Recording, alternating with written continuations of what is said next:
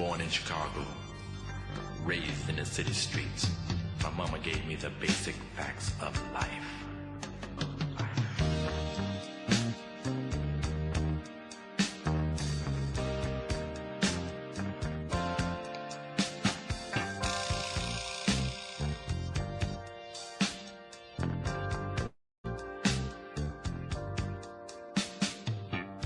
Get in the car, boy.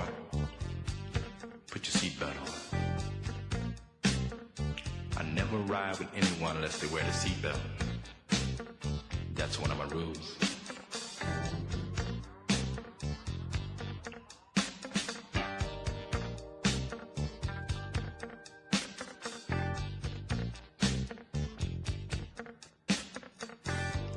You look like you've been in a few scrapes. I mean, you're skinny and weak looking, but you're kind of wiry too.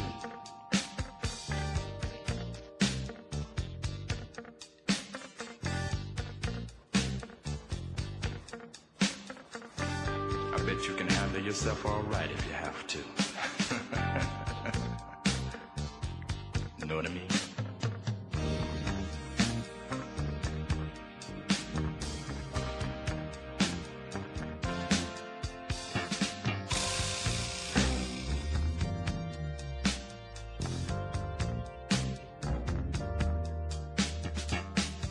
If I get into fighting, man, I'm serious. Someone crosses me, straight off I'll nut him in the face and bring my heel down on that foot and break the bone.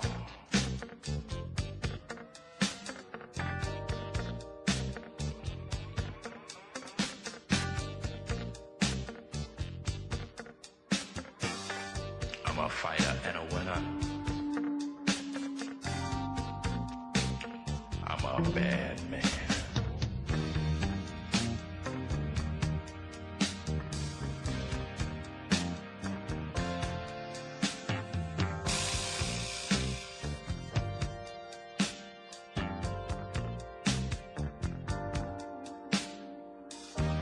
You know, everyone can tell the way I am. I walk into a bar or someone's place of work, they're shit scared.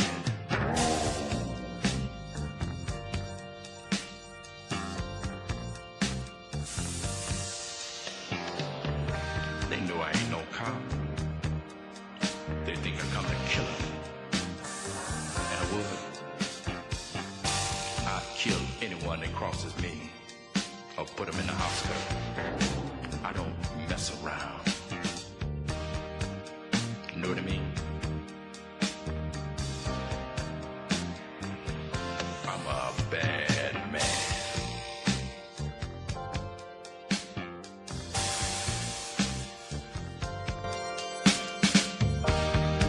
Like music? Listen to this.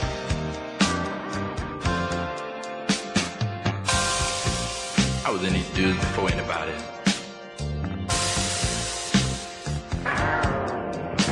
Asked me to be the manager. Call bullshit on that. Managing a pop group's no job for a man.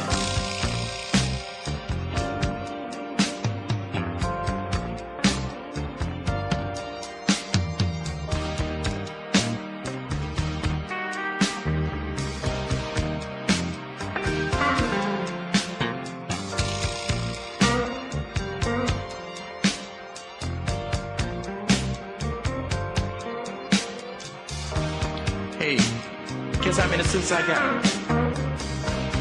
Guess how many pair of shoes? Guess how many ties? Shit, I don't know. Shut up. Must be 25 at least. And you better believe they're all silk. Every one.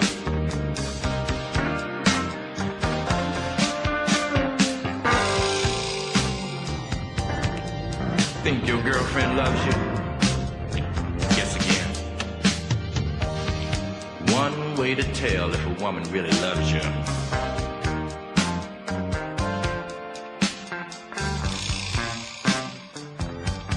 If she'll have your dog.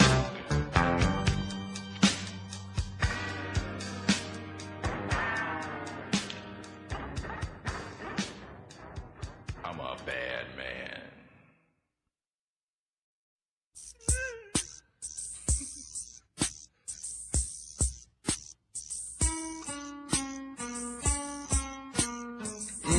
sluggish economy.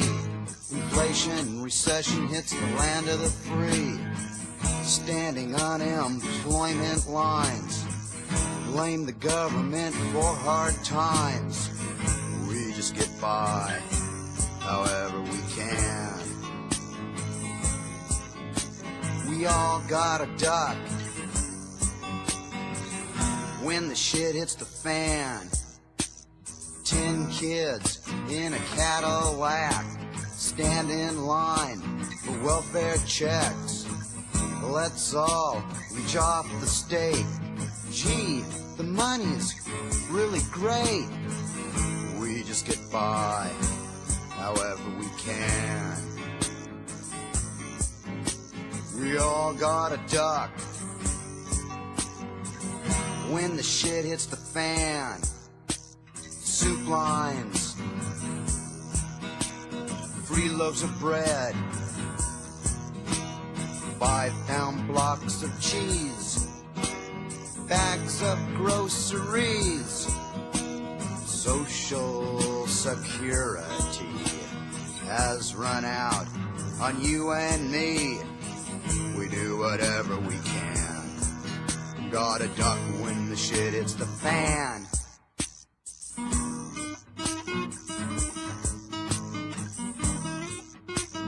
Doobity-doo wop wop, say what, yeah?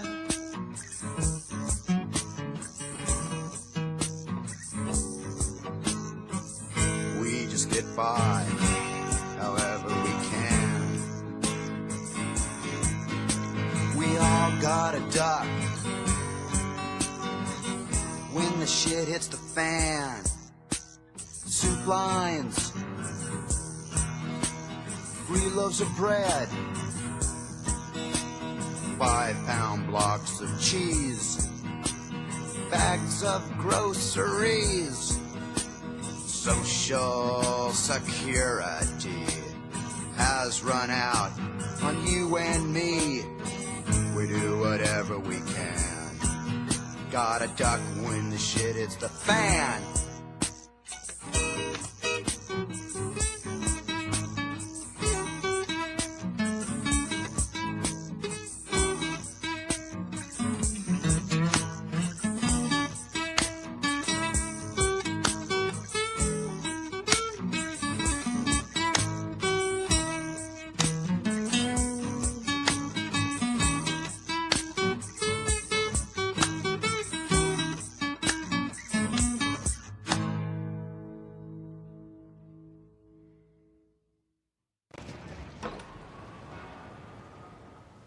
The name of this band is Talking Heads.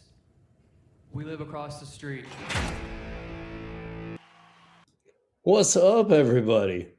Welcome to the Rogue Rodeo Think Tank Live. You know, I think this is one of the things, I'm going to say this real quick, is that one of the things that I've been loving again about, I was started on Podbean, moved over to all the other socials, still on them. But the thing I love about most about the Podbean platform is that it can be driving and vibing, where it's just music that I pick because I want to listen to it too while I'm working. And we all get in there and occasionally we chat. I can call it Rideshare Rodeo, which I've been doing some of the podcast itself live from the Podbean app, which is something I used to do. And I can do this, the Think Tank, which is something I used to really like to do, which is just kind of where I go over some of the ideas. I like to have somebody else in here with me. And I do today. And I asked him first, I was going to go down a list of people, that could have this conversation with me and think it through right. And I got Have It Your Way. And if you don't know Have It Your Way, well, you're going to get to know him here in a minute. Otherwise, you'll probably never know him if you don't stick around and listen. If you don't already know. Maybe. What's up, Brian? What's up, Steve? Thank you for the warm introduction. Were you in here? I forget, for the very first thing that I played. I was in at the very beginning, so. Yep. Okay, so you heard that. Have you heard that before? Did that ring a bell at all? The guy who was talking, not the song. Vaguely, but it's been a long day. My mind.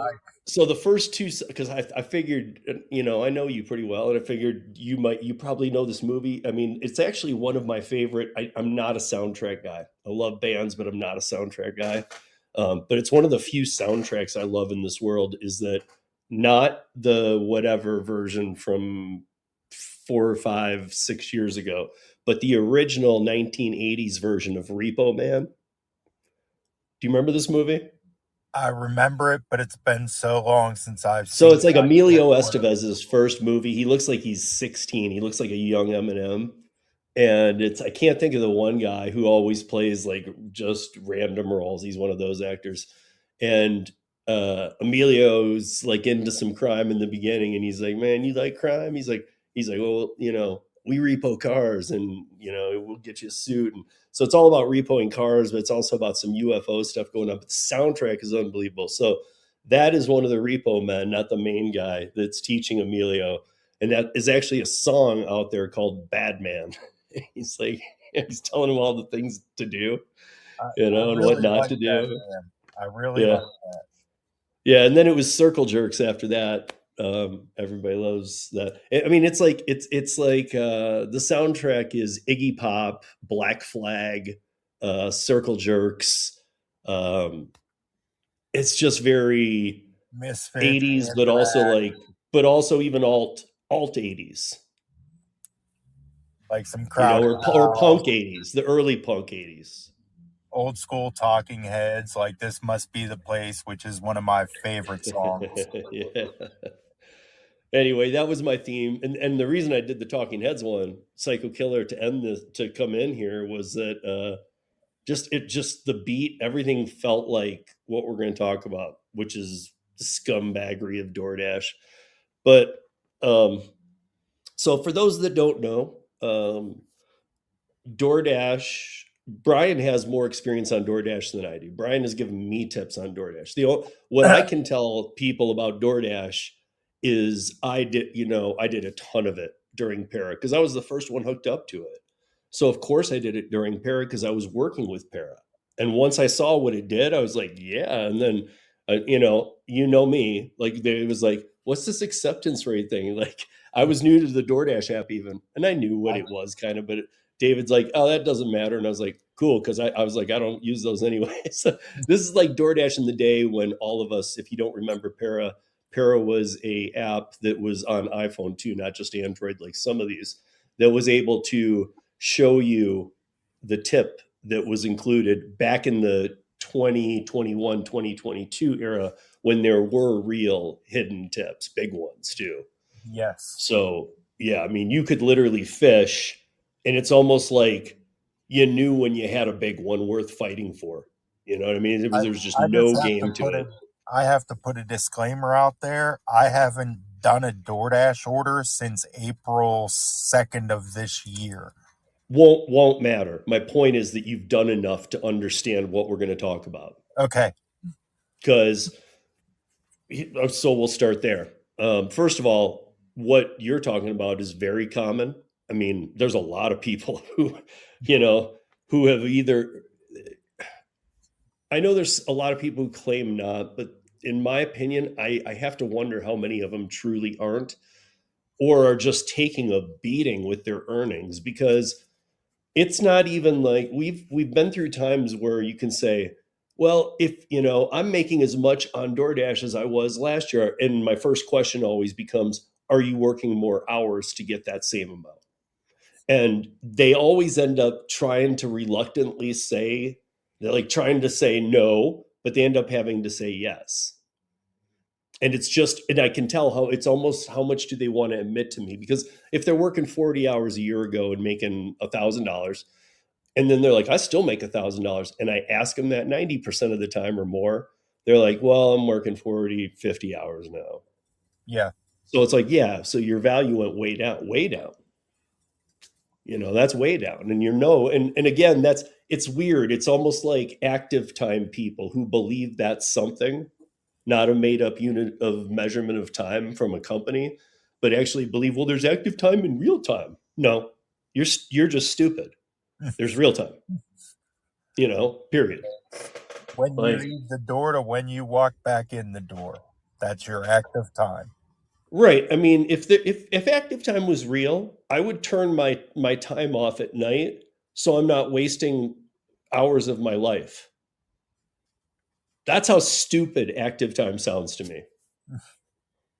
Because I mean, Sergio and I had a long conversation about this on the 500th episode, and we've been throwing a word back and forth for years, or a term. And I think this term, if people can just understand the difference between this term and active time, and we use the term optimization rate.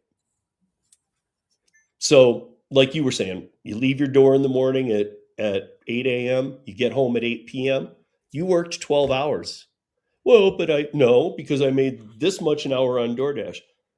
During active time? Yeah. Okay, but were you, and let's say they're not multi-apping. Were you multi-apping? No. Okay, well then you didn't, dude, you were out of your house for 12 hours. Your optimization rate is like, let's say that you did 9. You have a 75% optimization rate. Yeah.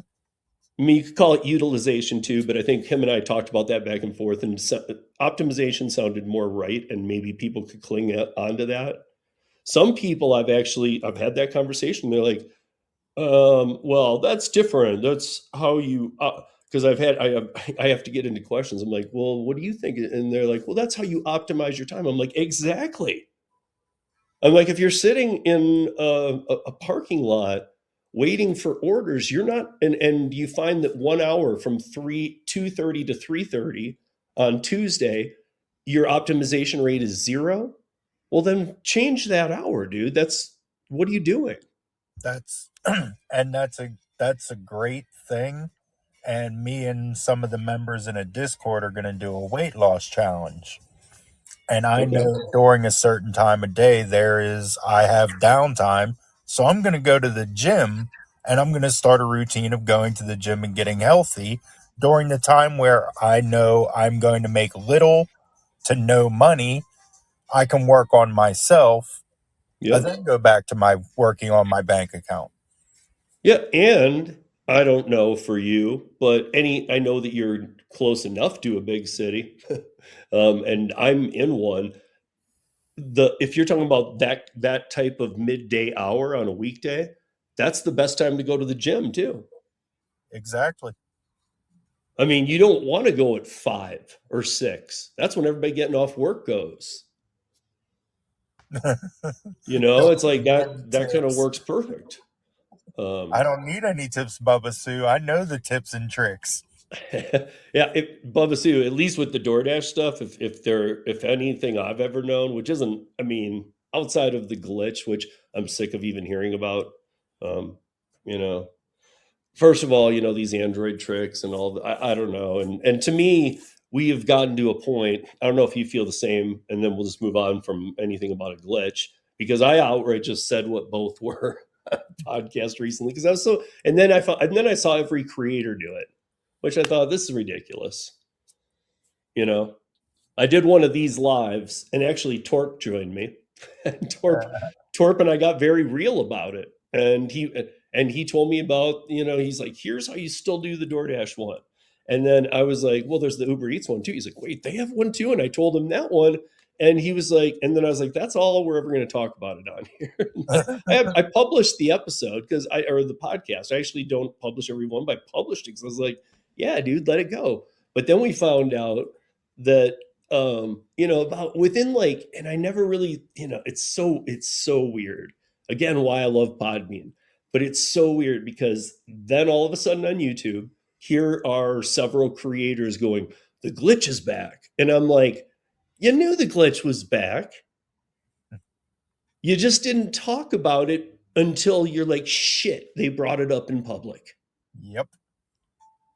Like, had I not just my opinion, I don't know, I can't speak about all of them at all. But all I can say is, had I not said that, and had Torp not said that, I don't think anybody would have talked about it. The timing was just too weird. I put it out within 3-4 days. I'm People are not like, but going to listen, speak that person's name. I know exactly who you're talking about. And yes, I can almost absolutely guarantee because you said well, something. it was a group of people. There was a few actually. So, um, I don't know. I was a little shocked by it. Um, but for those, and the one thing I'm gonna say about all of that anyway, because I don't have any beef with anybody. I think it's actually funny. I think you know me, Brian. I've always told the other creators on YouTube because of what I do here and because of the website and the work that I actually do outside of the social apps like the podcast. This was all first, and I have other people on who know labor law and things like, and I just have such a diversity of guests and stuff that I've always told all of those people, even if I'll say it again, even if I don't like you, which there's very few people I feel that way about, but even if I don't like you, email me if you're wondering about something I said and you're a creator, because I am happy to respond to you so that you don't put out garbage. Some people might say, well, that's stupid, dude. You shouldn't be. I no, I think it's very smart. I think that email me, dude. I'll just, I mean, I'm not going to write your script for you, but I'll give you bullet points on what you absolutely need to hit on if you're going to talk about it. Because too many people just hear something and then they're like, I get it. And I hear the regurgitation and it's just wrong, you know?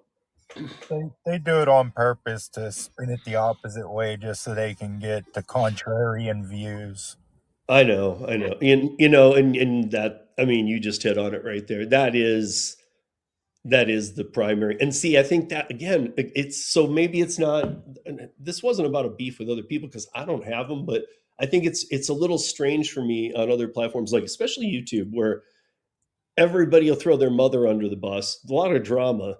And the drama people seem to like it. So I don't mind because YouTube's for entertainment. If that's what you want, great. But when we're mixing in a bunch of gig channels, and then over the past year, the gig economy apps have been kind of taking a beating, I feel like too many of them have just gone to more drama or flipping their opinion weekly.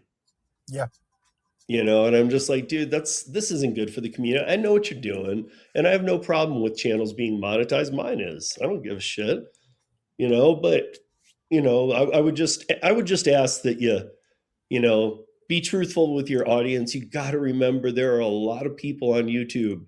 Like some people say that, even if you only have two guests or two people listening, it's still a big deal, like, and it is. So, I mean, if you have 2, 1, 50,000, 10,000, you gotta at least be honest with them. And when it's your opinion, make sure you say, here's some of the facts, and in my opinion, this, that, the other. Yeah. Because then it becomes totally okay to do whatever the hell you want. Nobody ever says, in my opinion. Instead, what they do is I feel like they're taking the way that I approach things, which is from facts, and they just kind of are like, here's how it is, and I'm like, you should really say the way I see this, or in my opinion. It doesn't have to be those words. Pick your own words, but See, you need to clarify this is you. I always like to say this is my idea Yep. because you can change an idea a lot quicker than you can a belief. Oh yeah, absolutely. But here's why we're here today. That wasn't even it. So I'm not going to even talk about these glitches because, to be honest, where I was going with that in the very beginning was I don't think they're worth it anymore. I don't think it's worth sitting there and glitching. I mean, Torp he sent me a video on how to do it. Like I was like, well, first of all, I have iPhones, but but I mean, I'm like, this isn't. I wouldn't do this. Like maybe in the day, you know what I mean? I'm not saying I wouldn't, because if I had had an Android years ago and DoorDash was the only app other than Uber Eats in a very more rural or small city, then yeah, I mean, I probably would have glitched it. I don't care. I I've been against DoorDash since the beginning because they don't follow the laws themselves. And so us not following a very a very small, finite part. Like, you guys are abusing this glitch. Well, first of all, it's your glitch. Second of all, you're all scumbags. So what do you care? Yeah, look how much they paid to shut down Para, but they can't fix a glitch. Yeah, exactly. Well, and I think the big deal there. There was two factors. One was growth. They were watching it. We got up to 250,000 active users. I mean, but when we were at 5 to 10, they knew about it. They just didn't care. When we were at 10 to 50, they didn't care. When we crossed 100,000, they didn't care. David used to be the operations manager at Uber for Las Vegas, so he has connections in those circles, and they didn't care. But he was like hinting, and do they know about us? And everybody he knew in the industry is like, oh yeah. So it was almost like, well, what's the damn magic number, or do you just not care? And when we crossed 200,000, that's when we got the letter. We were just shy of 250 when he shut down the first time, and then Jeff Tang, one of the other four people of Para, shout out to Jimmy Thompson, Jeff Tang, David Pickerel, and me, because David pulled me in. The other four of those guys are all Harvard graduates and all around the same age, and they pulled me in as the fourth guy because David and I had been doing some projects together, and I'm like twice all. Jimmy was like 22 when we're doing this, and a Harvard grad, and he's going, I think, and I'm going, shut up. And I love Jimmy, but I was just like, God, it's like being in a room with a fucking 10-year-old. Especially because whenever I'd hear them, I don't know if you're like this, Brian, but again, I love all those guys. I barely know Jeff, never really did. He's just really quiet. But Jimmy and I are really tight. David and I are really tight. But whenever people are pulling out, listen, in class, we learned this. I was like, wow, I'm in school in like 30 years. You need to shut up. Get off my lawn. Right. Because in life, I learned that school was shit. Back in my day. But anyway, I mean, I really do. I took a test so I didn't have to go to school anymore. I wanted out of it that bad. And maybe it is that weird for you because you're probably like, dude, I'm not around people like that. Because without Para, I wouldn't have been either. Yeah. Like I'm not around 22-year-olds who just graduated Harvard. Like I'm not around any other graduates. Maybe my son, if he graduates, which he will, I hope. A couple of the people I pick up doing rideshare from the college, right? But I mean, you're not tied into them in a daily discussion on a conference call with four people going over the ideas from the day. No. Yeah, and scaling it and dealing with stuff and. I mean, my job sucked. If you guys remember the original Para app from the 2021, it had a chat feature. And because it was my idea, but they didn't do the idea the way I wanted it, which was localize each chat. Like, so even Pittsburgh or Denver, maybe they're not, oh, here's the Denver one, or maybe it is. But at least localize it to at least that, if not parts of Denver. But okay, Denver. Make Denver one, even though it's a huge city. But they're like, that's a great idea. And then Jeff launched it as the entire country. And I'm gonna be honest with you guys. Like, I was going through as an admin, I've seen fast chats. I've never seen anything this fast in my life. So I was really scrolling back and dealing with everything. People were putting like elephant dicks and like some of those weird donkey shows in Mexico. And I was finding like people who were 11 years old in the chat. I'm going, what the fuck, dude? Oh. I'm like, just shut my idea down. It was stupid. Just shut it down. Shut it down. And David's like, no, people like it. I'm like, no, dude. Because there was like 3 weeks that's what I did for 6 hours a day straight. And then I'd talk to those guys about it after. And I'd be like, it's that bad. Shut it down. And they're like, people are using it. I'm like, no, they're not. People are. I'm like, because of the speed of the chat and what's in there, because there were. I mean, they were right. There were some people using the chat, but you would have to scroll up like 9 scrolls of pages to see the question somebody asked by this point. And it was out of hand. But again, not why we're here. But what Para was doing, pretty much same thing. And when they got caught, David said, "Fuck you." In a David way, he doesn't swear, but he said, "Fuck you" in his own way. And then we shut it down because that was the first time. The second time was just mint.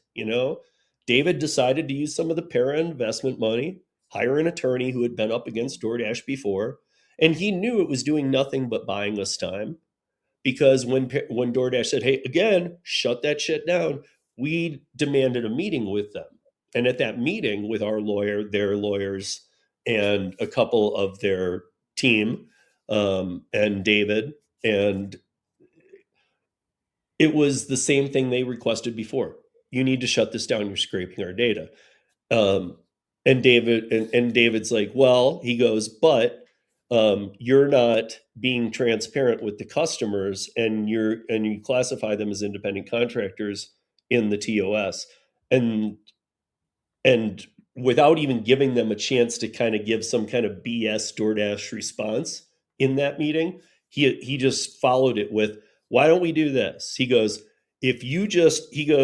instead of paying, because this is how we got this information out to, by the way, to news outlets, was because in this meeting, and it was being recorded by both sides, but he even said to him, he goes, "Since you pay coders to hide the code from the drivers, which they're supposed to be contractors and see all the details," he goes, "Why don't we do this? You'll save money because you don't have to have them do that anymore.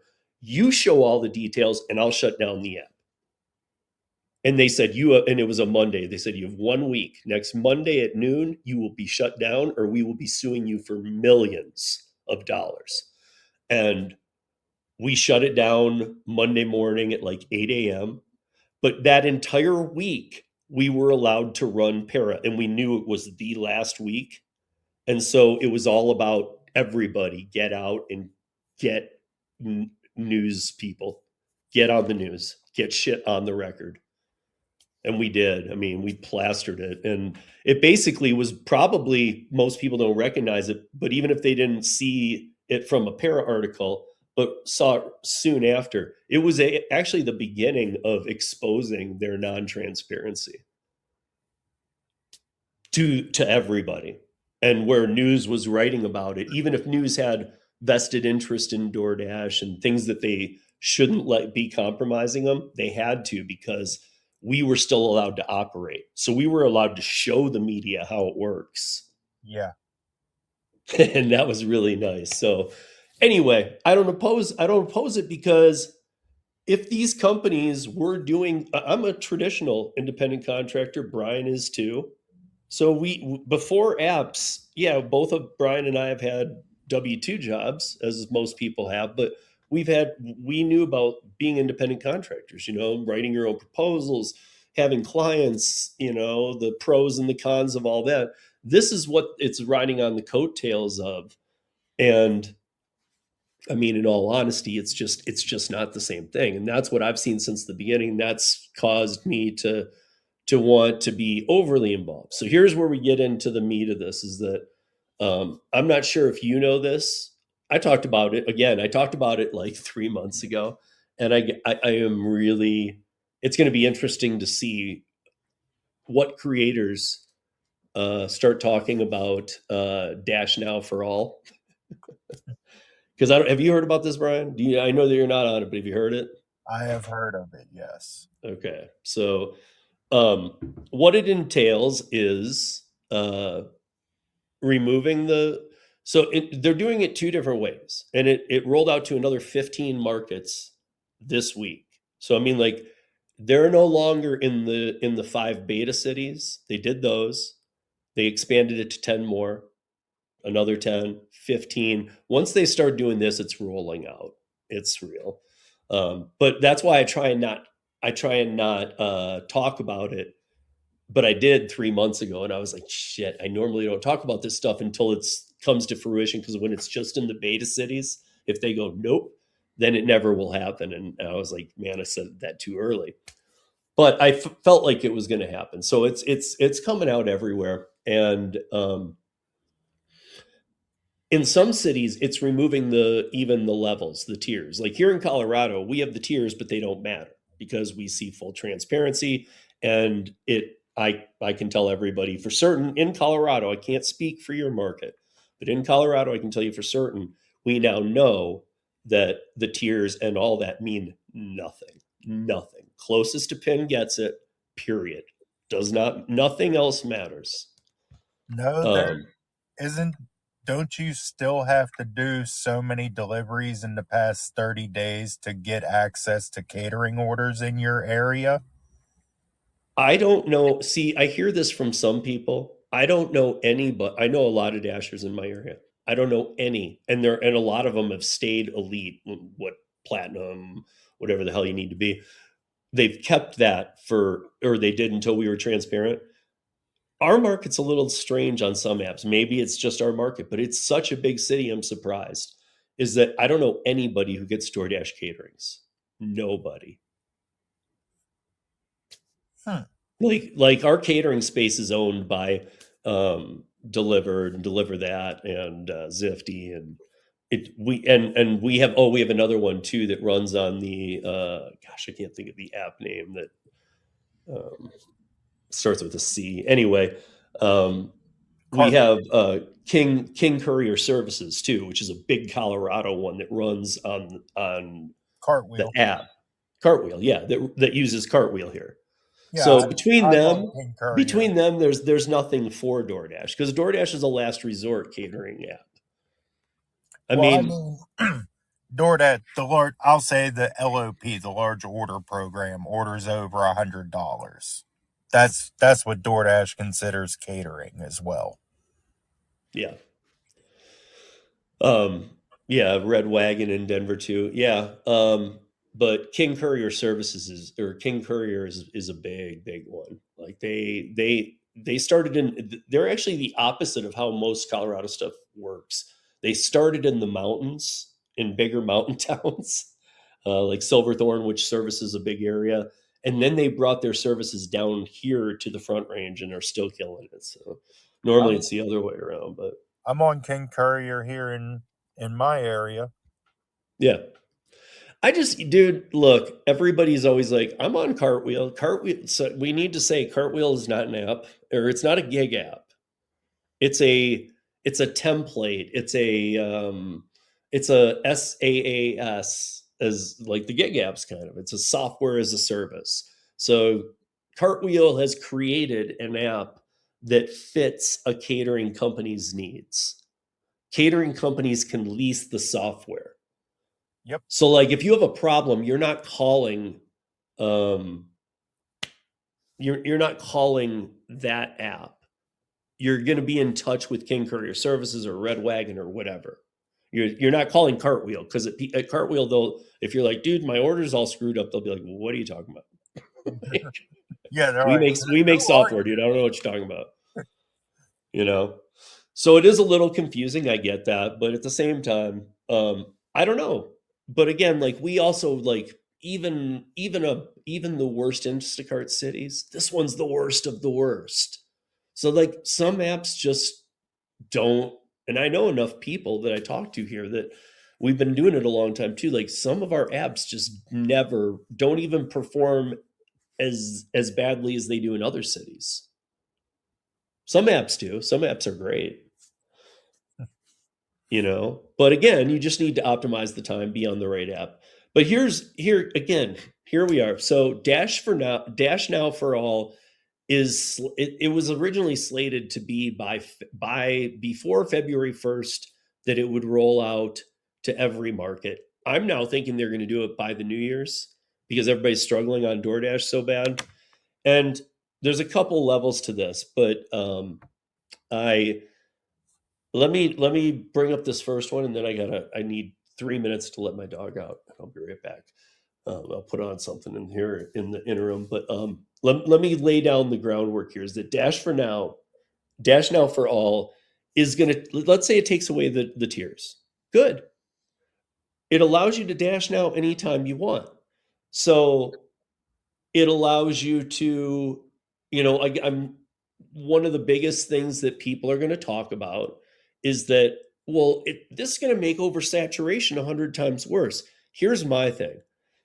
Brian, you know this too, I think from Rideshare, right? So you know that I'm actually all for that. Open the floodgates because people will fall off 100 times quicker if they Yep. can just dash now, as opposed to thinking that once they get going, because people come to DoorDash or other apps now. Let's just use DoorDash since that's what we're going to be discussing. That people come to DoorDash and they're like, I saw a video, you can make $1 million every day, so I'm going to do that now. Okay. First of all, can I weigh in? You can't. And I mean, like in the past, it's been like, wait, I got a schedule and, oh, okay, this must be me paying my dues to be able to make the big bucks. When you allow Dash Now for all, it's like what happened with Rideshare. It's survival of the fittest. And for the veterans, it's not just about knowing a fishing hole because 7 other people might know about it too. It's more about waiting out the others. Yeah. Because if people come on DoorDash and they have to schedule or do this, that, and the other, and they see these videos, I make 10 grand a week. Oh my God, I wasn't making that before I was fired at my W-2 I had for 20 years. I'll just do this the rest of my life. No, dude. And I got no problem with people doing it. In fact, I always say, I don't recruit people to the gig economy. I don't tell them not to be in it. I am here to help people who are in it. But I'm not telling you it's going to be a win or a loss. Kind of depends on your situation, how you're fitting it in. But once they allow this, I honestly believe, because the illegal problem, we still have it pretty bad, or not pretty bad. We still have it, and it's not pretty bad. That's what I meant to say. It's getting a little cleared up every day, but there's more people being laid off and fired, and I don't know where people think these. So Mike Harubi and I did a study on jobs in 2024, mid 2024, so about 18 months ago maybe. And Mike had numbers from the 2023 jobs, and it was 168 million people working in the United States, both independent contractors or W-2s, whatever, just 168 million people working. That's about half of the population, or 55%. Now, and at that time, it was like around 11% or 10 million were doing gig apps. Doesn't matter if it was 1 hour or 50 hours a week. It doesn't matter. It was those were the people who were active. Now it's 28.5 million people on the gig apps. And here's the kicker. The number of working adults in the United States is 150 million now. It's lost 18 million. So if you do that math, so the gig app economy has tripled, and the total working adults, doesn't even matter what they're doing, has shrunk 15%. So clearly, when people lose their jobs, lose their options, this is where they're coming. Exactly. Because and they're going to give it a try. My deal is, dude, let them just dash now. Let them get their ass out there, see that they're not going to make any money, and then get off the app. It'll be much quicker. The apps loved having people on for a couple months while they were figuring out that they can't make the money. Yeah. Well, they just ground them down and right. Like, ooh, you got a shift. Right. Do that 2-hour shift. Then you can schedule another one. If you keep doing them right and keep accepting everything, you'll be a top dasher or a platinum or an aluminum dasher. We might even, hey, we got all kinds of awards to give you. And we'll put sparkles and diamonds around the orders, and we'll put plus signs and all this just to subliminally program you to Ding, Pavlov's dog. Oh, oh, oh. But I can't, but I mean, I think you agree with me. We saw this with Rideshare, and when they did it, it helped. And I think that this is for the people that are very worried about this, don't be worried. This is good. This is how you clean it out real quick. Now I have an idea, and I don't know if you know, I think you know, Brian, but my dog lost all of his eyesight here recently. So I do have to take him out real quick. Yeah, go take care of Bodie, man. Yeah, I'm going to take care of Bodie. And when I come back, I'm going to tell you my idea because I honestly think there's a lot. I think there's a lot to it, to be honest. I don't know. I'm hoping that you'll have, like, well, what about this? Or I'm hoping you'll have something or, something that might challenge it.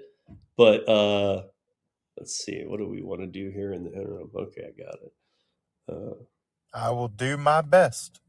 So we will, okay, we'll be back in 4 minutes. Up, everybody, we're back. And I don't have any ideas. I'm just kidding. Totally do. Because I see Rideshare Billy the Kid. What's up? Interested in this idea. Yeah, so here's what happened. I know that Sue was watching. I think Traveler might have even seen a little piece of this. I don't know if he got this far because I know he wasn't feeling good that evening. But on Wednesday, give him the plug, why not? Every Wednesday at 7 p.m. Eastern is the Gig Economy podcast hosted by Jason Thierry. And it's his show. And he used to have another co-host. Then he had two co-hosts. Then he had one co-host. And now he has a co-host, Larry Duncan. And they do it every week.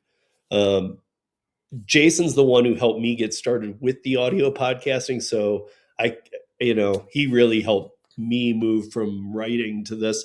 So we got in. So Larry couldn't make it to do this last Wednesday, and it was last minute.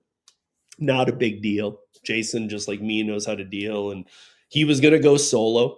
But I guess he texted me. I was still dealing. I was doing other stuff and finishing up my day. And anyway, I saw it. I was watching the live and I was like, "You're alone." And he's like, "Dude, during the live, he's like, I texted you like an hour ago if you wanted to join." I'm like, I just walked in the door. I was like, it was a lucky moment. I was like, sure, I can join. And in there, we started talking about this, which I hadn't really brought out yet. So I'm glad we get to talk it through today because this next Tuesday, the 23rd, Jason Thierry and Larry Duncan from the Gig Economy podcast will be joining me on the Rideshare Rodeo podcast, and we will be getting back into this. And I want to have it fine-tuned. So I'm going to throw it by Brian because I know that Jason's a tough sell. And if I know Sue was listening, and and he, at first was like, I hate it, and then he's like, wait, what? And we got into it a little more. He's like, no, okay, I like it. He said, it's not perfect. I said, it never will be. But again, I sold somebody who was definitely not for this. And Jason's a good friend, but if he doesn't agree, he doesn't agree, and he will say why. So I'm glad he did. But by the end, I think he was trying to be like, where is the hole here? Because this is great. And so I'm going to pitch it by you. So I don't know if you're familiar, Brian, not all cities, not all places did, and I'm going to say did this in a past tense, because even though the taxi industry is still out there, not really. You know what I mean? Like New York City and even LA, I'd say no, because you got Ubers and stuff, but New York City, no. You know what I mean? Like I can't remember the last time I saw a yellow cab in Pittsburgh. See, I still maybe yellow. I see yellow. I don't know, but like in New York City, yellow's on the Uber app. So anyway, that gets messy. But there's something that some cities used to do, and it doesn't. I'm going to use a good example here, because of a sizable city. Because if you're thinking, what, like 5,000 person towns did it? No. So the town that I know of from Ed, from the Taxi Stand Hour, they do that show every Sunday morning. I'm doing a lot of plugs here. Sunday mornings at the Taxi Stand Hour. Ed and Shannon, two veteran taxi drivers, one from New York City, one lives in Minnesota, both in their 70s and retired, but did taxi driving for 40 plus years.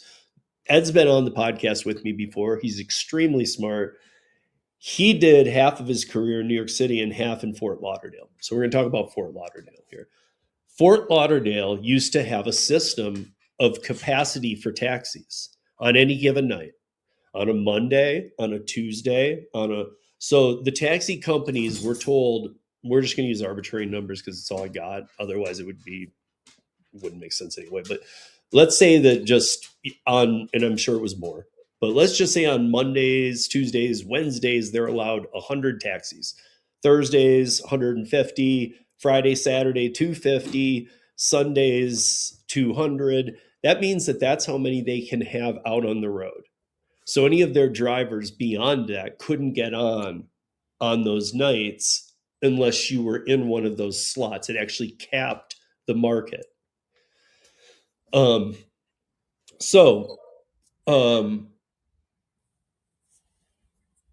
doing so, Ed told me that he was in Fort Lauderdale prior to this for about 3 years. He also stayed about another 8 years of his career after it. And he said it was the most wonderful change ever. Made for nicer customers. It made for other drivers not being mad at each other. And he said, at the end of the day, we all made more. So here's my thing to you. And a lot of it goes along with this Dash Now for All that's coming out, because that was the only thing Jason had. Now I remember the only thing he was saying about it was, but yeah, the tiers. And I was like, Jason, you know how I feel about that shit anyway. It needs to go. That's a metric. If we're into, unless they want to call us W-2 workers, but I know they don't. And I can always say that too. And you can too. Like we can always say like, they won't. That is a fact, dude. Because if they do, they'll be closed in a month. And I'm not kidding. Like they would hemorrhage money. Yeah. And again, the turnover that they don't care about at this point, they would majorly care about it. So this is kind of an in-between solution. So now that Dash Now is available, let's say all the tiers are gone, none of it matters. So people are like, oh no, everybody can dash at the same time. So you're going to be on, there's going to be no work. Yeah. That's where I was saying before that short break, that's the,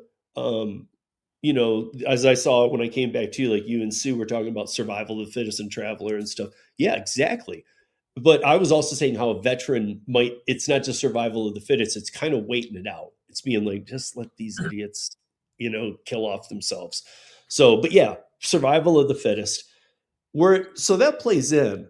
But if the city, and again, arbitrary numbers, let's just say that the city of Denver determined because all the cities have this data, by the way. This is data that DoorDash and other apps have to submit to the city every year. Is how many drivers they have on the road. So a big problem with the city officials that I approach about the transparency bill, when they do know something about the gig economy, they're stoked to hear what I know and what I'm telling them. But one thing that they always talk to me about, it's like one of our biggest concerns is the amount of drivers out there.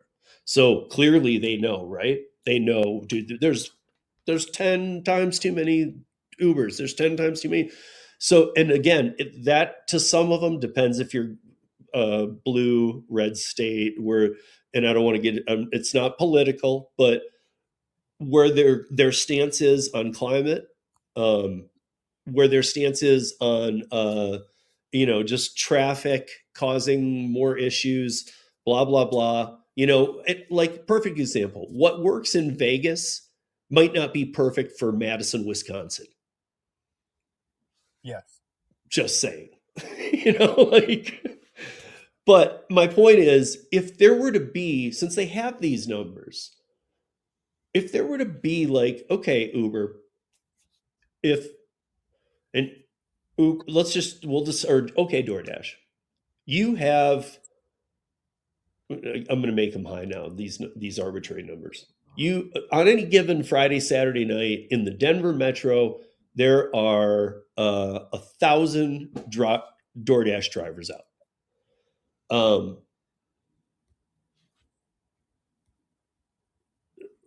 They're picking up, they're getting the $2 orders, but they're passing on them forever. The system sucks. Everything sucks.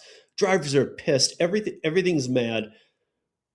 What if somehow they were to say, based on your numbers and the amount of drivers out, it seems like you only need 200 drivers. And let's say that that's them doing like a normal delivery thing, like kind of thinking it's 175, but going, we think you need 200 drivers, but allowing them up to 250, right? Mm-hmm. So saying like, you don't need it, but we're going to allow you up to 250, but that's your cap on a Monday or whatever. Let's say it's a Monday. That's all you can have in Denver Metro, because beyond that, the people don't have the ability to earn. And especially since it's Dash now, because so Jason was like, well, how are you going to get on without the tiers? Okay, here's how you're going to get on. You're going to open the app and hope you get on. Because until the slots are full, they can let you take them. So for the multi-appers now, because Jason was like, well, then I wouldn't get on, and I'm like, you can keep checking all night. You can open it every 5 minutes. If a driver turns off, that's an open slot. So you got 250, or let's call it 1,000. It sounds too small, the 250, but anyway, 1,000 on a Friday that can be on the app, not the 3,000 that they're doing though. And by doing that, there doesn't need to be any tiers, but there's a few things in my mind that would happen. Customer service would go through the roof, like good. Dashers wouldn't have that hatred and that fuck you $2 offer, because the $2 offer could be gone, and here's why. If you take 3,000 drivers down to 1,000, it's always been a lot, but nothing like what it is right now. The cost of data is insane. If they were to take 3,000 cars in Denver on DoorDash on any given night and turn it into 1,000 and send out the offers to those 1,000, I said twice as much, but I'm going to do my research before the podcast, because I would think that they could just do 3 times as much. So $6 base pay on every order that goes out, because at most they're having to send it twice before somebody takes it. Do you follow me so far? Like they would have to, because the people who do get on aren't going to take the $2 offers. They're going to go, fuck you, dude. And DoorDash won't have that speed of having 3,000 people to, okay, next guy, because once you run through the cycle of people who are taking the time to get on the app, those people are going to care. Now, for the multi-appers, if you're multi-apping and you're doing DoorDash and you do an Uber Eats and you either pause and it goes out of the pause zone, and you can shrink the pause zone, you can make it 20 minutes, or take it away. That wouldn't even kill me. But when you go to Uber Eats, you are ending your dash, since you have the ability to dash now. Now, when you do the Uber Eats, you might not be able to get right back on DoorDash. So you open up a slot to another. That is a gamble, which, you're gambling anyway. If you could, right, but you'd probably get back on if if not, you could just stick with Uber Eats for a while. Before Dash Now, sometimes you had to schedule your dash ahead of time. Now they're saying anybody can dash, but we're going to limit the number of dashers that can dash until somebody says, okay, I'm done, or pauses or drops off or whatever. It opens another slot for somebody. Yep. It should, it's like a real-time rolling whatever the number is. It should, in theory, increase the level of customer service, because drivers should care more, because they should pay more, because they would save data. But I know. Also don't forget, restaurants would be loving this instead of 400 people hanging out. you're still going to have at those restaurants, though, instead of 3,000, there's still going to be dashers hanging in these restaurants because that's what happens when the orders come in and Right. restaurants. No. But at least the level of, what But was he it'll cut saying? down on the Whatever. number of people walking in and out, in and out. Yeah. It should cut down on the scumbaggery of I have this order and no, they really don't, and they walk out with that order. And Right. And, or even kind of getting to know some of the dashers a little more. Like, very few places know me, but they do. But I'm in Denver. It's tough for a place to know me, see, you know? I'm easily recognizable, so I don't have Right. that problem. So Right. I just mean there's a lot of people working at all these places too. So when I go in, it's not always Bob or Phil, yeah, it's not Jane. always the It's, same yeah. people. But you know, I mean, other than that, though, what is like? Even here's my thing. Even for DoorDash, what is the problem here? Because I don't even see, and you know me, dude, I will rip a hole in the ass of anything that is showing signs of control. If and the fact that they keep doing it, defining us as independent contractors. As long as the TOS says that, I will defend our rights to no metrics, get your shit off my shit, just put an offer out there, no hidden bullshit. You know me. I will rip it in half, but I don't see a problem. I don't see there being a violation of independent contractor labor law if they're saying that they're making a par of drivers that have the same opportunity to get on because they don't want people wasting their time out there. You actually might get the goddamn community behind you. I don't see the loss for DoorDash is my point. Now, the last thing I want to say, and then I need to hear what you think about any issues that you had with this, is that, so here's the last part is, oh God, just had it and I lost it. Where did my note go? Maybe Sue will remind me. Because she heard it the first time. So the dash for now goes through the. Well, why don't you tell me what you think so far, and let me think of it, because there is a last kicker here that's big. The only thing I can think negatory for it is how would they regulate the number? Who would set the number? And because I mean, it is a very good sound theory. Oh, you just reminded me by doing that. Waitlist. Now, here's my theory on the waitlist. Every single app also moves to waitlists and scales them. Because here's the thing. The oversaturation that the apps love isn't helping them anymore. In fact, in 2026, it's actually going to start hurting them. The more drivers that they have as active, or even ones as stagnant, aren't going to help them in any way. It's actually going to hurt them. So they would be wise to start not onboarding as many. Now, here's my thing. Every one of them should have a wait list because there's no need for a DoorDash driver in Denver. We don't need them right now. Waitlist them, because here's what'll happen. If a person gets waitlisted on all the apps, or maybe they get on a different one, but if they get waitlisted on these apps, if they're coming from the W-2 because they heard they can make $1 million a day, they're gonna be waitlisted. They're gonna go get a different job because they have to earn and eat. Correct. It will fill up all the now hiring signs. They should Right. go away because you don't have 50 people sitting in the same parking lot hoping to get one order. Right. And now the last final piece becomes exactly what you guys were talking about when it took the short break, survival of the fittest. Because now they slow down the onboarding, and they do it right. To me, here's my point. I don't even see this as a neutral move. I actually see this as a few different types of wins for DoorDash that cost them nothing.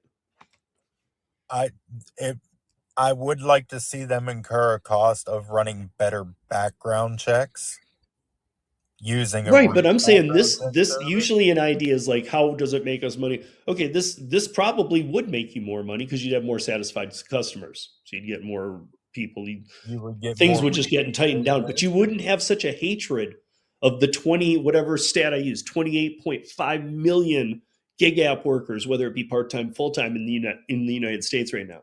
You don't want that many. That's 20% of the workforce. You don't want 20% of the workforce hating you.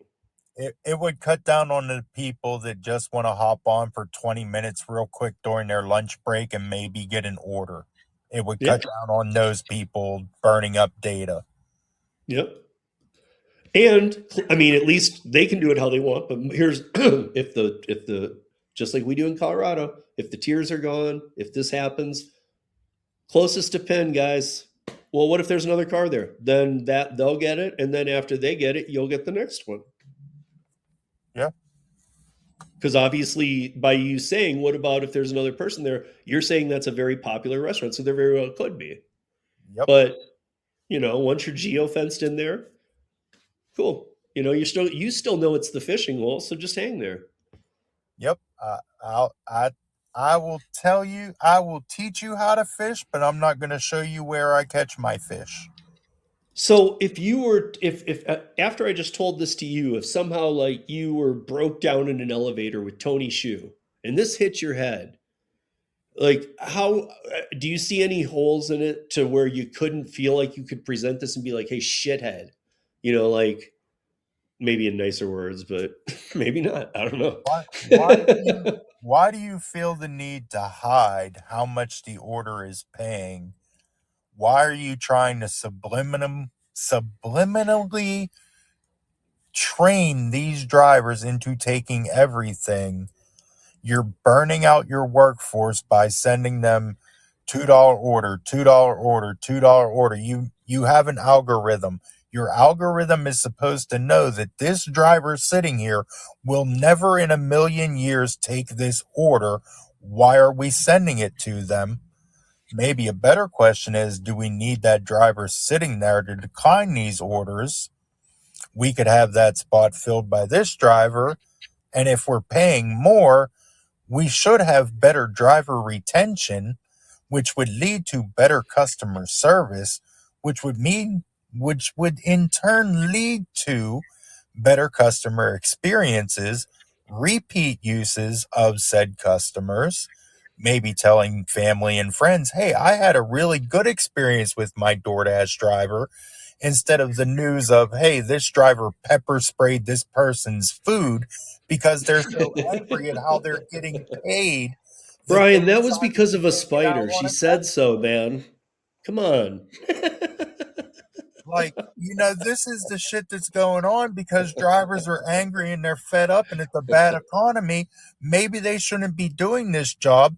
They should have been weeded out and they should be part of the workforce at the W-2, giving you the taco to take to that customer.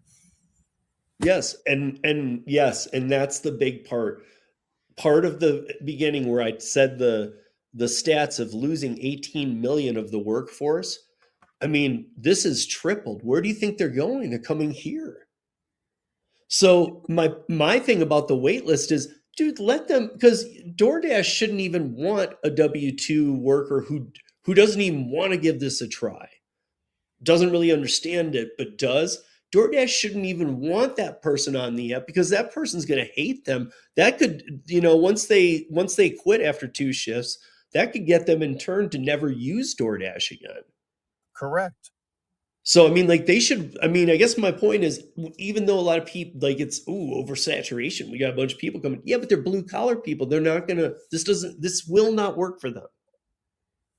Yeah. Or they're they're white not- collar people. This isn't going to work. It's not. They're going to call bullshit sustainable real for them. quick. Like They're my gonna point have- is have a wait list, dude, because like we've been talking about, they will go find another W-2. And here's what I have to say to them. They will be happier if that is the route they take. I will never have another W-2 in my life.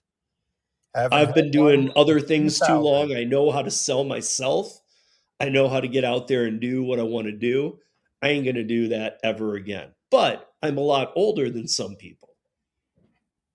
You know, some people are W-2 people for life. Hell, some W-2 people make millions of dollars and they love their job. So I'm not dissing anything. I'm just saying I did my W-2 years and I ain't going back to them. As the old saying goes, the world needs ditch diggers too. Sue said dinosaur old. Fucking. Hey, Are you talking to Brian? I'm the same age as Steve. Actually, I think Steve is 1 year older than myself. I am older than you. But yeah, I mean, I don't know, man. To me, it's like the Dash Now feature.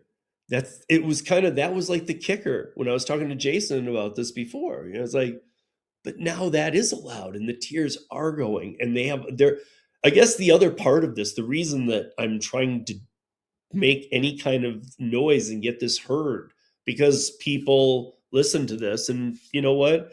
I want this to get heard because I want them to at least think. I want it to be at least thought about, because right now they're going into a very tough year. They have really trashed the customers.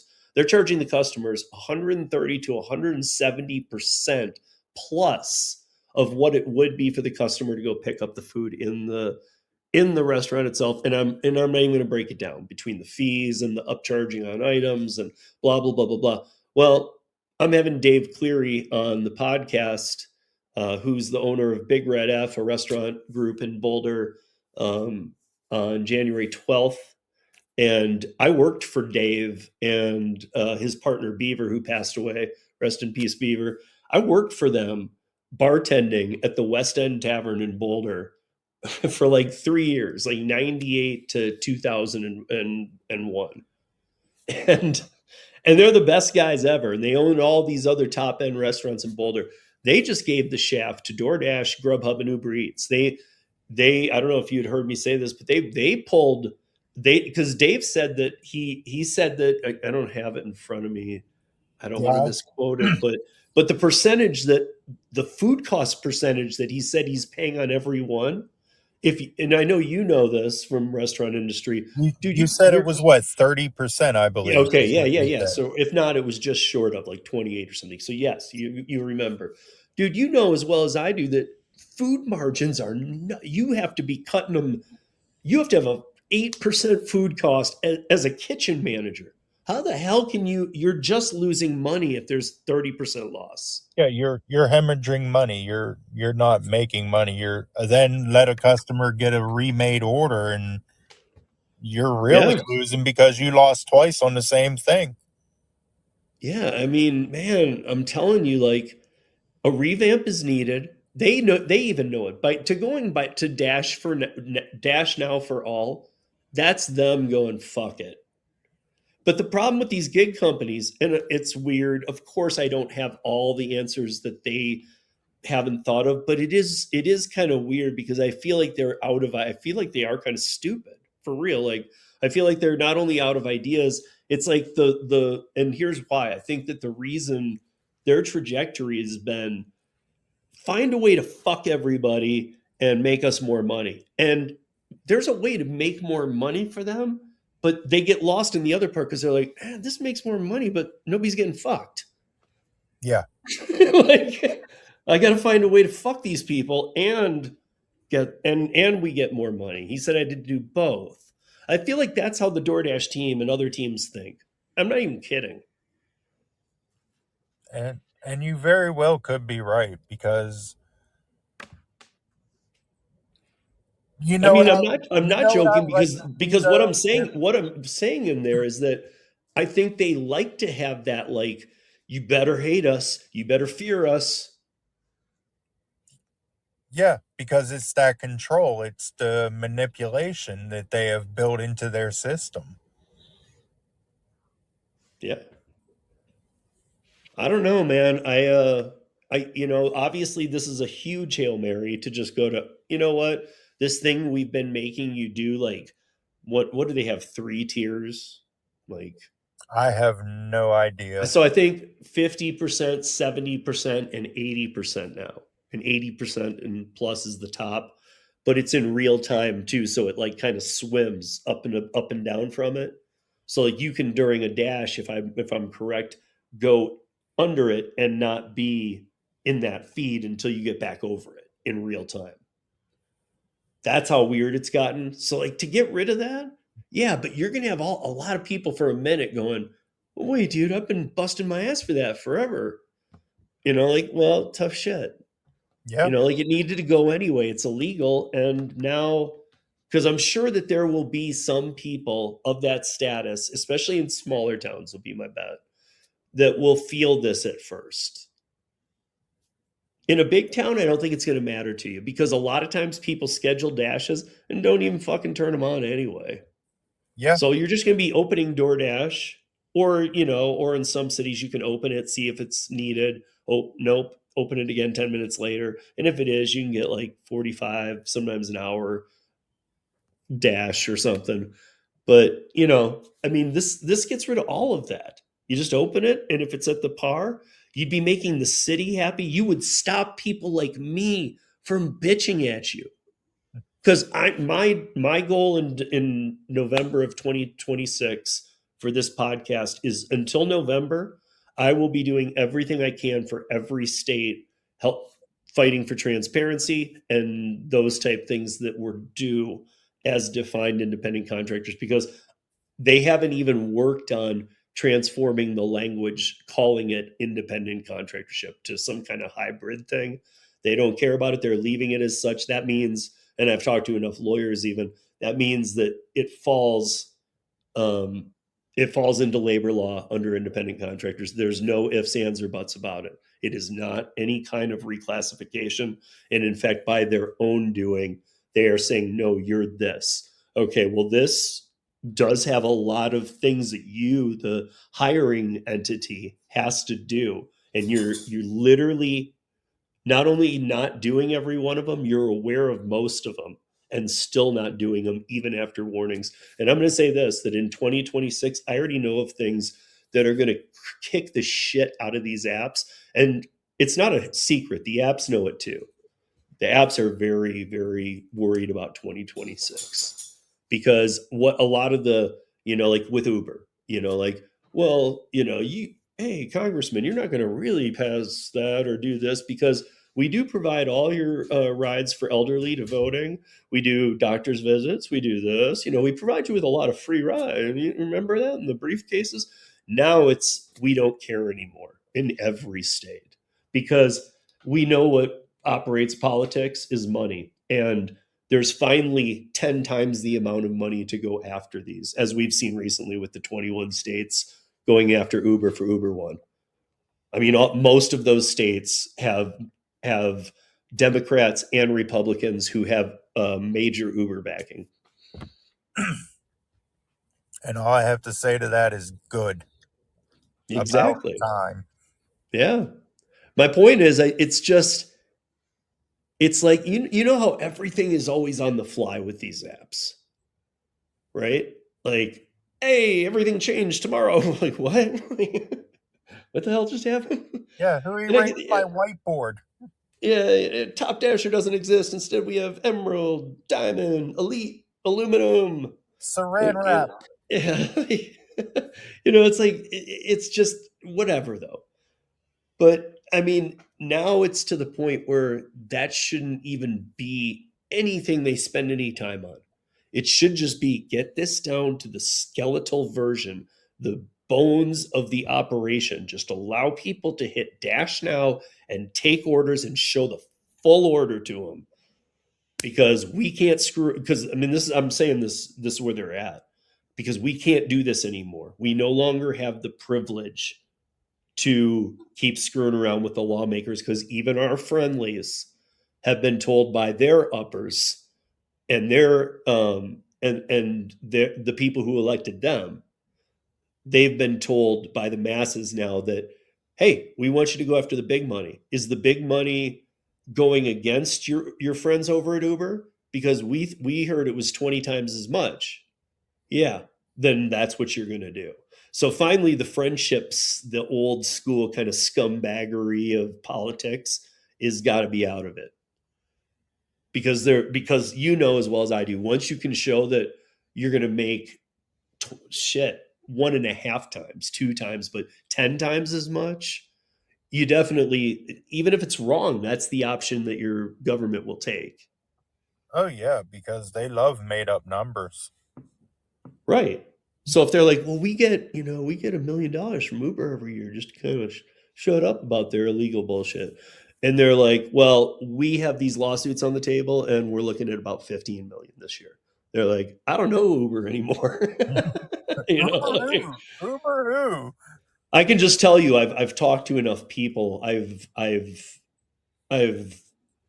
lawmakers both here and in other states and stuff, and I know, I've talked to representative or assistants of lawmakers, House members, things like this, and the buzz is just it used to be me educating, which it still is, but it's absolutely the buzz is, you know what, we're more interested in what you're saying, but it's kind of going to be like the 15th thing, because when the new year hits, we're hitting them with like 17 lawsuits. Wow. Like the buzz I'm catching is there is a major assault coming on the gig economy in 2026. They want everything fixed, basically. It's almost like this. I guess the only person I could see doing this is Gavin Newsom, which, by the way, guys, if you don't get it, this is very sarcastic. I don't like that man. I think he's a huge scumbag. But I'm not speaking right, left. I'm just talking Gavin Newsom himself, scumbag. But I could see him, going, if he had to like tell all of the elected officials in the country about this, going, like, I know we've been taking money from these guys for a bunch of years, but, we're all going to jail if we don't start dealing with this shit. So everybody pretend like you've cared about this for a long time, but nobody's asked you about it.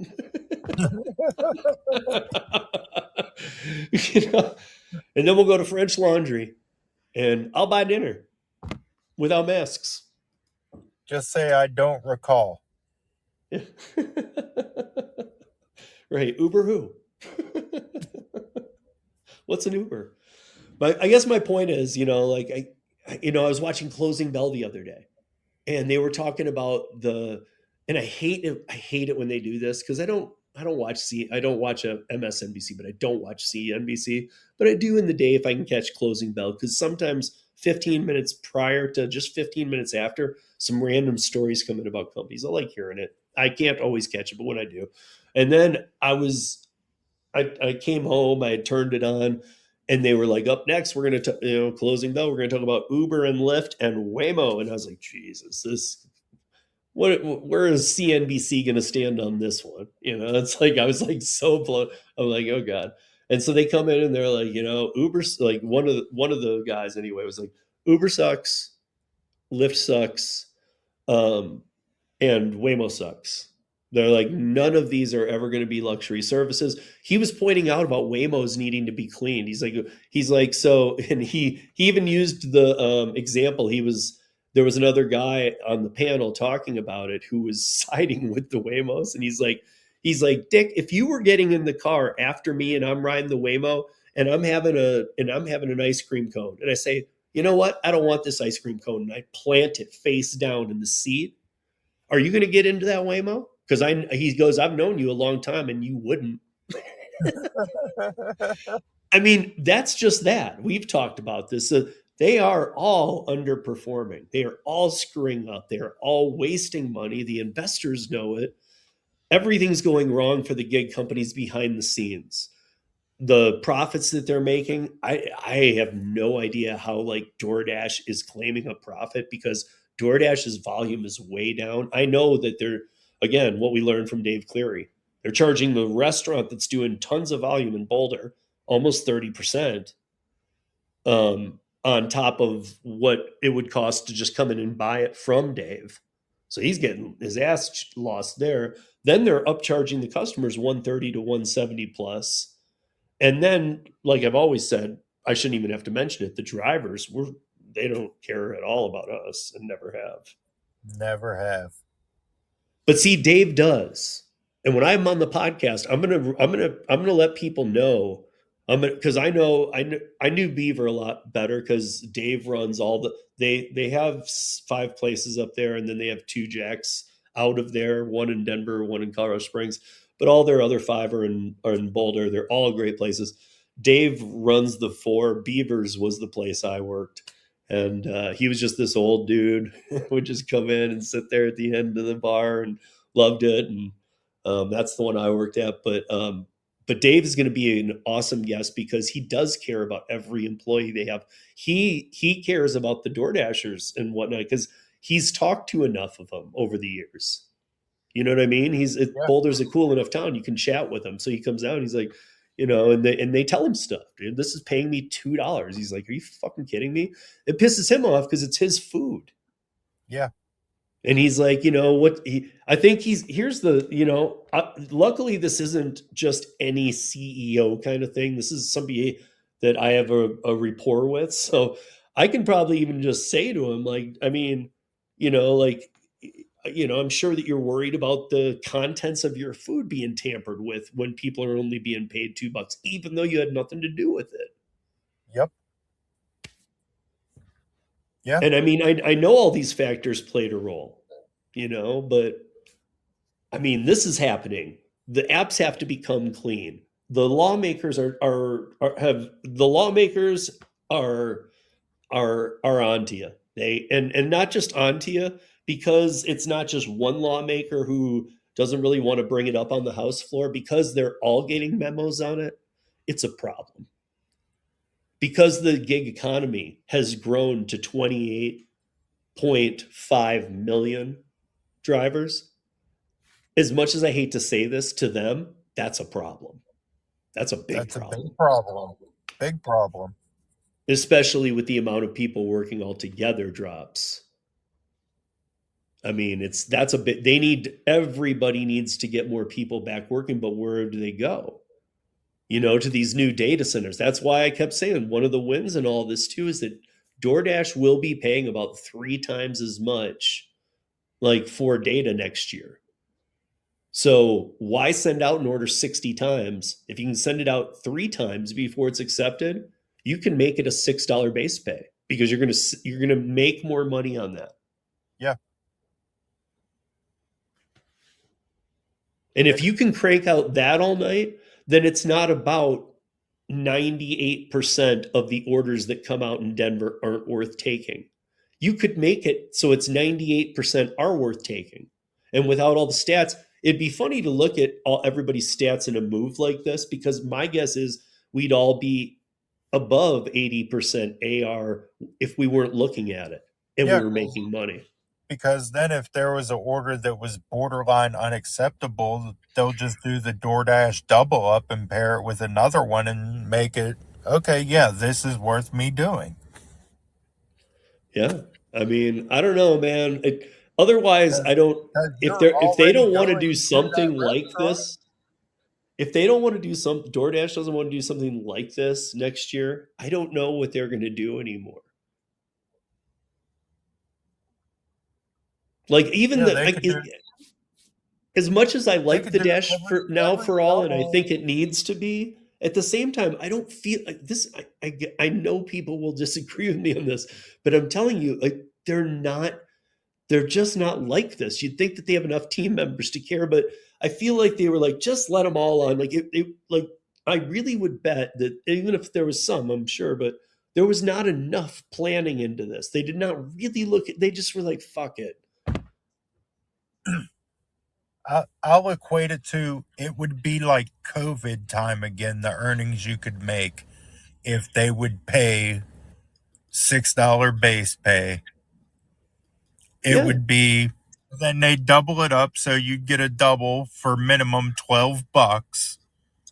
That was the orders that you were getting during COVID. Yeah. And even though you'd still have the ability to multi-apping is what would ebb and flow the system all night and allow more people to get on. Exactly. I don't know, man. Even if it's not this idea, it's got to be something. Because I'm telling you, as the illegals get completely removed from the platform. And when I say that, guys, yes, I am talking about people who should not be working the apps. They're here illegally, but they also went on Facebook Marketplace and got an illegal account. At the same time, I'm talking about people who are deactivated who get on Facebook Marketplace and go buy the same account that an illegal is buying. So it doesn't matter. At that point, it's just those are illegal accounts. So I'm talking about anybody in that space doing that. I just wanted to make that clear. I don't want somebody saying to me, "Well, what about the illegals?" Because it's not about that. I'm not, So I'm we're talking about talking about illegal accounts, illegal though. account in general, not Yeah, illegal people, yeah, illegal account. right, yeah. But I mean, I don't know, man. It's got to be something because people, even I don't care. Like I don't know, man. Maybe elsewhere, but here in Denver, man, people aren't taking $2. They're not. It used to be a thing that some people had to learn. Hey, man, you don't take $2 no tips, idiot. Like people here in Denver, I talk to them all the time whenever I'm out doing any gig work, but especially the very rare times that I turn on DoorDash for a little bit, I always talk to the other Dashers.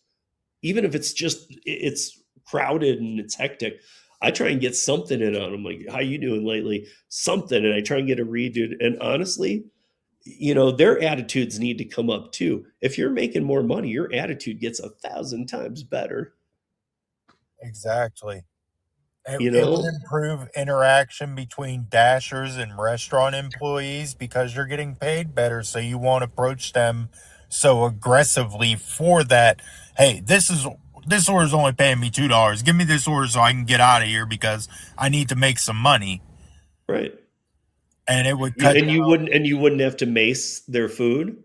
Yeah, it Not it would. that I'm not that we need that excuse to not do it. That's just wrong. And I But hope she goes to jail. I'm also a realist though, and I don't know. I mean, I'd love it. It sounds great in theory.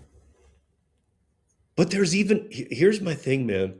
There's even money for DoorDash to make, not break even, make. They Hey, will make money raising, let's call it five. If they make every order base pay five, right? yeah, They will make more money by lowering the data. And here's my point. They know, let's say that in my example, as we wind down on time here, so 3,000 is what you've been getting on Friday nights, let's say, again, arbitrary, but you're going to be allowed 1,000. But let's say the company itself knows, in reality, even on a booming night, we only need 800. So they're still getting like a little even more grace. So what's the harm in allowing dashers to get out there and without any metrics have optimization rate where they're like, dude, I made some good money. Maybe staying on a little longer.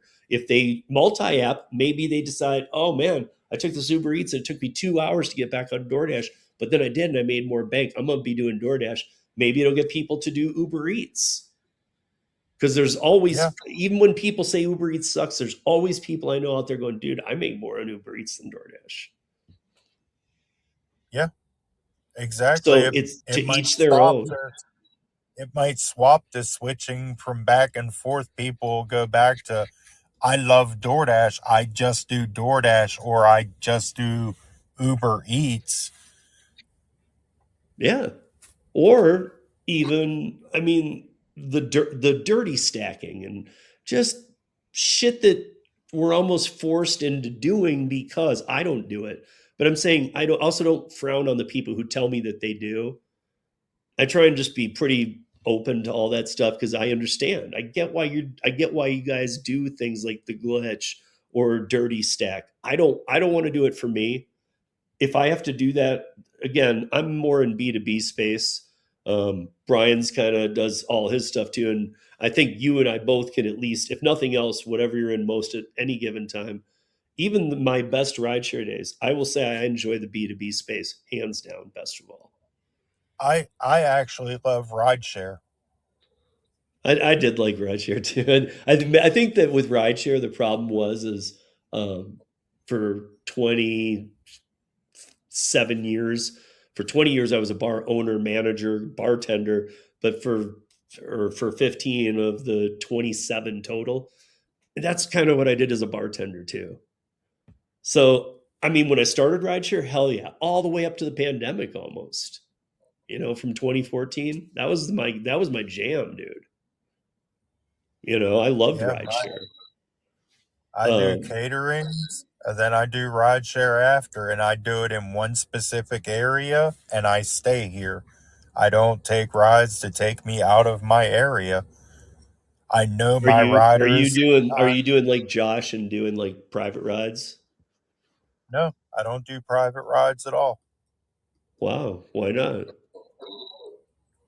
because I like the flexibility of just, well, actually, and I know this is going to sound funny. People might call me a pigeon or whatever, but the algorithm actually knows in my area what rides to send me.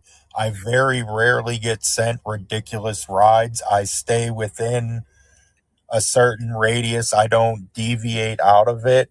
So I have really trained the algorithm.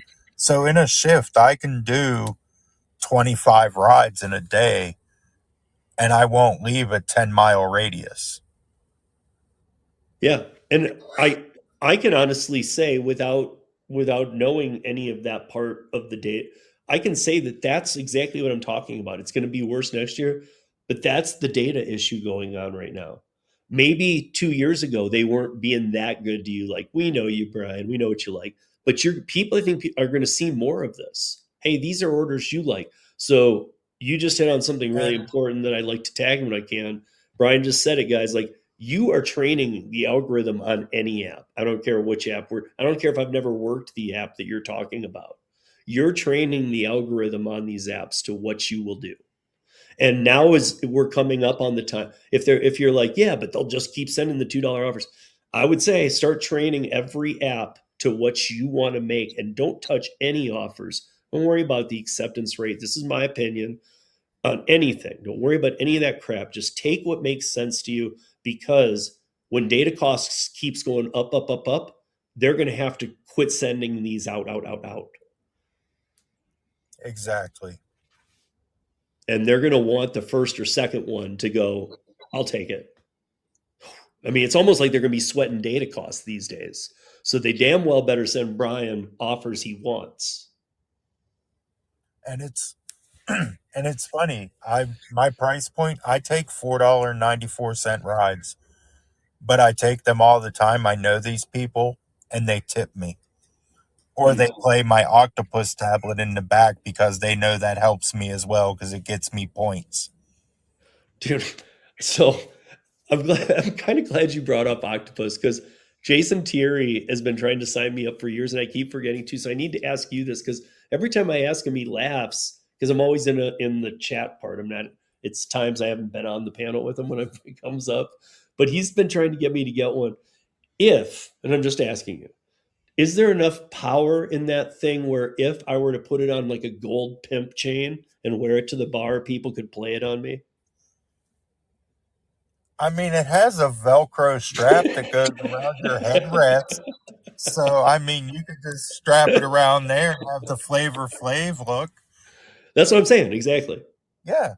Yeah, I don't see why not. I mean, it doesn't have a battery life though. Yeah, it has a Does it very need good constant battery life. power? Okay. No, as long as it's fully charged, it'll last for a while without being charged. So it's just like a little iPad, right? Yeah. Okay. I just had never looked when I've seen them before. I've never looked to see if there's like a cable hidden run that's like constant power sometimes, or I don't know. Yeah, it's constantly plugged into my cigarette lighter, and the cord is always plugged into it. But I've unplugged it before to use the other USB port to charge another device. Dude, because that'd be pretty dope if I wore a t-shirt out that said "Play Me" and on the front it had a big Flavor Flav thing and a. I don't see why not, man. I'm not going to knock the hustle. You're just thinking about 5 drinks in, I'm gonna get mad and be like, why is this guy pushing on me so hard? Whap! Dude, quit pushing my chest, asshole. Like, boom. Why does he keep yelling that I hit that button? Why does he keep saying I hit the wrong button? Okay, so I think as I even talked through it, I don't see the holes. I hear the only hole that I really heard from you about the idea is how do you get them to get on it? And I hear you, man. That of course that's always the biggest leap. But I guess my thought is I get somebody who they listen to on any level to understand what I'm talking about and that they can actually make money, might stop pissing cities off so much anymore. And it All of it. and it will also save cities money because they won't need as many data centers because they won't be sending as much data. Fact. Fact. I mean, it just is a fact, man. It's um I mean, that's how you push that is to a representative is saying, "Hey, look, I have a way for you to save these these companies are going to make money. We can help save the environment by not having to build 50 of these data centers that are going to burn up whatever resources and these communities don't want them, and how can we limit the impact that we're creating on the environment by doing something that is common sense and logical for once in our lives." yeah. Yeah, no, again, yeah, dude. I mean, all Let's look past our term in office. Our term is 2 years, but our decisions are going to have an impact for the next 20 years. yeah. Can we plan for that 20 years in our 2 years? Can we actually better our communities, our cities, the environments, the nation, the people's moods? Can we lift the people's spirits by employing people that shouldn't be doing gig work because they don't understand gig work? Right. And part of that I mean, that was perfectly said. I'm gonna let that be part of our just getting out of here because the other thing is that I would add is that, you know, why again, I go back to what I said. What I honestly believe they're gonna piss off a lot of people that they do put on the app. People who are lost a white collar job and are like, see a video and are like, even if it's not that much, I'm going to try this. And they're going to try it and they're going to see how poorly these people are treated.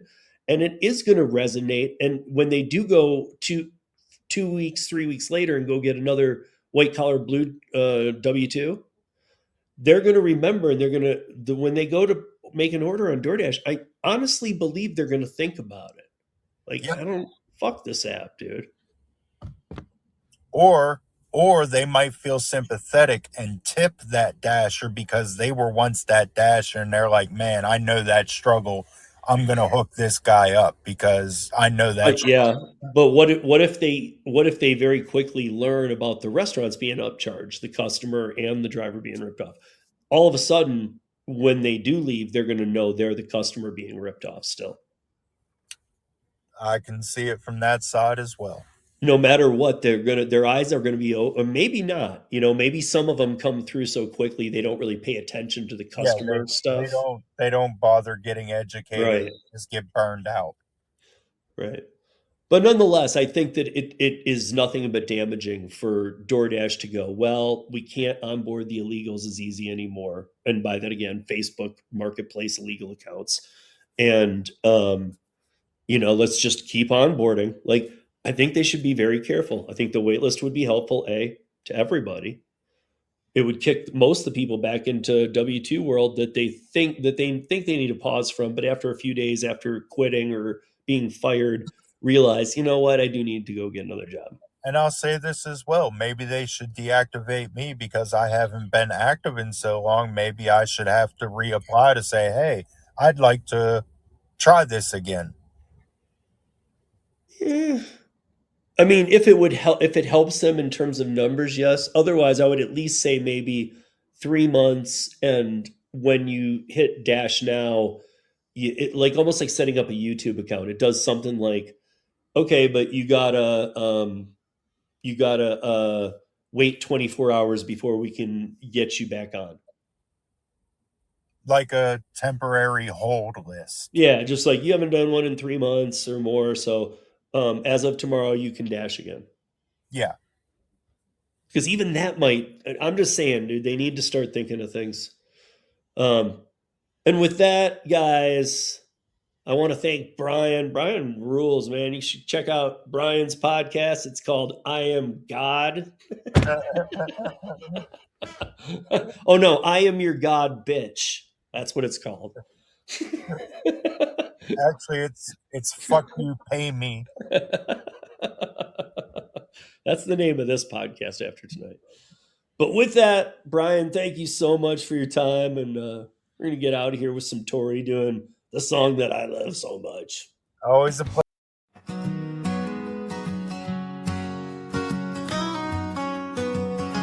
Steve's been riding 3 long years, sharing tales, a road so clear, gig work tips and tales so grand, helping us all take a stand. From city streets to country lanes, Rideshare, Rodeo eases pains, sharing wisdom bit by bit, turning hustle into wit.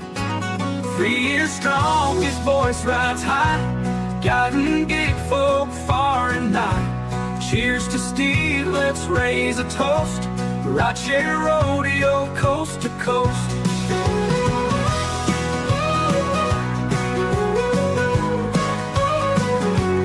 He's the cowboy of the rides, navigating daily tides.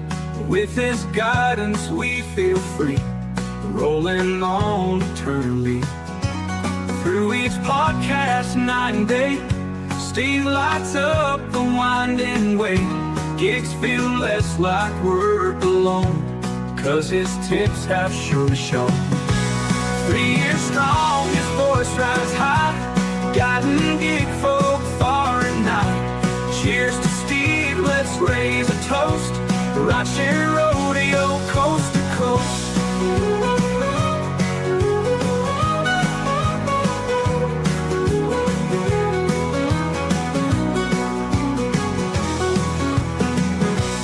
He's the cowboy of the rides, navigating daily tides. With his guidance we feel free, rolling on eternally. Through each podcast, night and day, Steve lights up the winding way. Gigs feel less like work alone, 'cause his tips have surely shown. 3 years strong, his voice rides high, guiding gig folk far and nigh. Cheers to Steve, let's raise a toast, Rideshare